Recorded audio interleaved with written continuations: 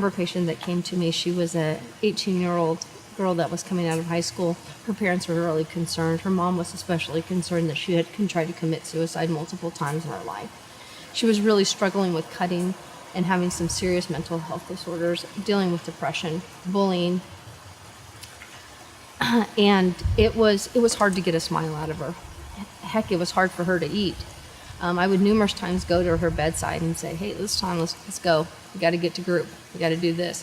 And oftentimes she would come very angry at me, going, "I don't want to do this. I don't want to do that." And I would go simply tell her, "Hey, you're always going to get what you're always going to do what you're always going to get if you always keep doing what you're doing. You got to try." Eventually, with me being persistent and the team here being very, very caring and nurturing, she got out of bed. She started going to groups. Little improvements. I'm talking little improvements, meaning washing her hair, not having self-interest thoughts, wanting to live, enjoying herself in the milieu. Her parents that were very, very concerned, they had the opportunity to come to Family Week, and they got to reunite and join, and they got to find out what the real issues of her depression were about. And it was about her coming out. And it was the first time in this environment that she felt safe enough.